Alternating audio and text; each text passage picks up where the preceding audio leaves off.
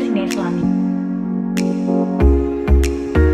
Halo guys, perkenalkan nama aku Sela Ilumania dari kelompok 3. Halo guys, perkenalkan saya Sania dari kelompok 3. Halo guys, perkenalkan saya Elo Skarsari dari kelompok 3. Hai guys, ini Basyara Lata. Hai, saya Menda Kartika Sari dari kelompok 3. Hai guys, ini Dimas Kusumaja. Nama saya Muhammad Iqbalul Kirom dari kelompok 3.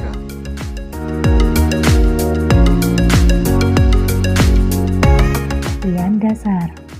Yang pertama yaitu keputusan. Keputusan sendiri adalah suatu tindakan pemilihan di mana pimpinan atau manajer menentukan suatu kesimpulan tentang apa yang harus dilakukan atau tidak dilakukan dalam situasi tertentu. Bentuk keputusan berupa suatu peraturan, perintah, instruksi, kebijakan, dan lain sebagainya. Kemudian juga ada sistem informasi. Sistem informasi adalah kombinasi dari teknologi informasi dan aktivitas orang yang menggunakan teknologi itu untuk mendukung operasi dan manajemen. Kemudian ada pengambilan keputusan berbasis sistem informasi. Karena pengambilan keputusan adalah sesuatu hal yang sangat penting bagi perusahaan, maka sangat dipengaruhi oleh perancangan sistem informasi berdasarkan teknologi yang dimaksud agar mendukung proses pengambilan keputusan. Coba kita bayangkan jika sistem informasi yang dibentuk oleh suatu perusahaan hasilnya buruk, maka otomatis pengambilan keputusan yang diambil oleh perusahaan tersebut hasilnya juga buruk. Tipe kegiatan manajemen. Yang pertama, perencanaan strategik.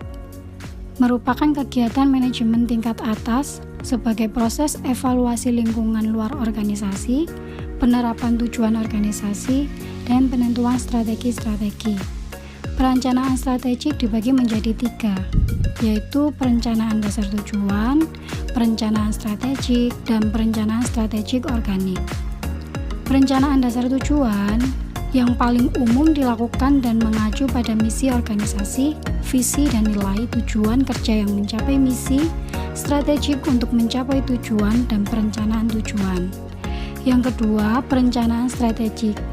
Berdasarkan isu yang selalu dimulai dengan menguji isu yang tengah dihadapi organisasi, strategi yang menyesuaikan dengan isu dan rencana aksi.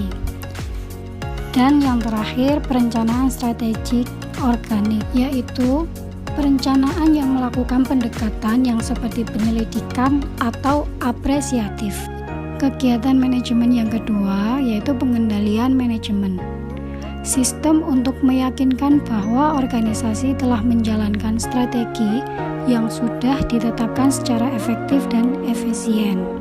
Pengendalian manajemen dibagi menjadi 3, yaitu manajer puncak, manajer menengah, dan manajer lini pertama. Pengendalian manajer puncak, tanggung jawab dari manajer puncak yaitu keseluruhan kinerja dan keefektifan dari suatu perusahaan. Lalu, pengendalian manajer menengah.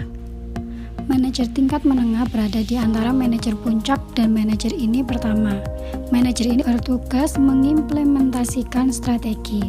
Yang ketiga, pengendalian manajer lini pertama. Manajer tingkat bawah ini kebanyakan melakukan pengawasan atau supervisi para karyawan dan memastikan strategi. Lalu yang terakhir, manajemen kegiatan pengendalian operasional. Sistem untuk meyakinkan bahwa tiap-tiap tugas tertentu telah dilaksanakan secara efektif dan efisien. Operational Control Manager adalah tingkat manajer paling bawah bertugas pengendalian operasional, yaitu pengendalian aktivitas dan laporan presentasi. Tipe keputusan manajemen. Yang pertama adalah keputusan terprogram. Adalah keputusan yang berulang-ulang dan rutin. Kemudian ada keputusan setengah terprogram, yaitu keputusan yang sebagian dapat diprogram dan sebagian lagi berulang-ulang. Kemudian ada keputusan tidak terprogram, yaitu keputusan yang tidak terjadi berulang-ulang dan tidak selalu terjadi. Tipe informasi bagi manajemen. Peranan sistem informasi bukan hanya sebagai pengumpul dan pengolah data kemudian dijadikan informasi berupa laporan keuangan. Akan tetapi, sistem informasi memiliki peranan penting dalam menyediakan informasi bagi manajemen karena erat hubungannya dengan fungsi-fungsi perencanaan, alokasi sumber daya, pengendalian, serta pengukuran. Manajemen membutuhkan suatu informasi dalam bentuk laporan-laporan yang berhubungan dengan sistem informasi. Tipe informasi manajemen dibagi menjadi 3. Yang pertama, informasi pengumpulan data merupakan informasi yang berupa akumulasi atau pengumpulan data untuk menjawab pertanyaan seperti "Am I doing well or bad?" Informasi ini berguna bagi manajer bawah untuk mengevaluasi kinerja personil-personilnya. Yang kedua ada informasi pengarah perhatian.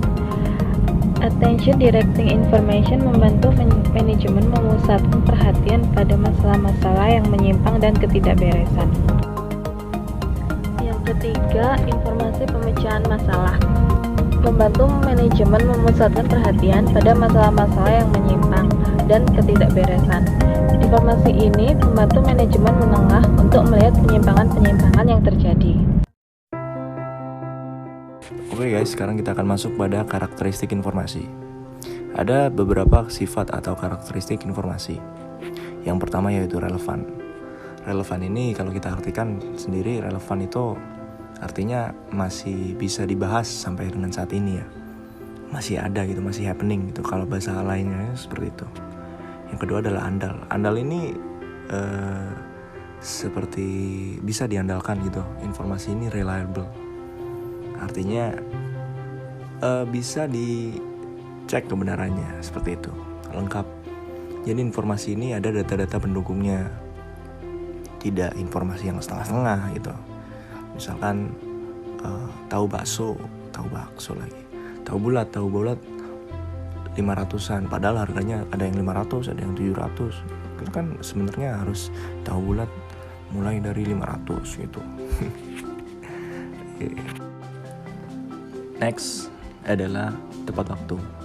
Tepat waktu ini artinya adalah informasi yang disampaikan di waktu yang tepat. Jangan kita bawa-bawa informasi yang benar tapi menyampaikannya di waktu yang salah. Misalkan kita lagi bahas pemerintah, terus yang lain malah bahas itu stand up comedy. Kan salah, meskipun emang pemerintah kita kayak stand up comedy gitu, suka bercanda. Bercandanya nggak lucu lagi ya kan. 5. Dapat dipahami. Dapat dipahami ini berarti informasinya audiensnya ini bisa mengerti apa yang kita sampaikan. Misalkan mayoritas mereka adalah orang Indonesia dan informasi yang kita bawakan harus berbahasa Indonesia. Jangan kita presentasi pada orang Indonesia, kita ngomong pakai bahasa Jerman. Itu saya juga nggak paham gimana itu bahasa Jerman. Iya udahlah. Terus selanjutnya adalah dapat diverifikasi. Dapat diverifikasi ini berhubungan dengan nomor 2 tadi, yaitu dapat dicek kebenarannya akurat. Informasi yang akurat ini artinya informasi yang sesuai dengan pembahasan yang ingin didiskusikan di situ. Next ya, dapat dipercaya ini sama kayak nomor 2 sama nomor 6 tadi. Ya termasuk informasi yang reliable. Dapat dipercaya berarti dapat dicek data-datanya ada gini. Ringkas adalah informasi yang mengandung isi dari banyak informasi tapi disampaikan dengan singkat gitu.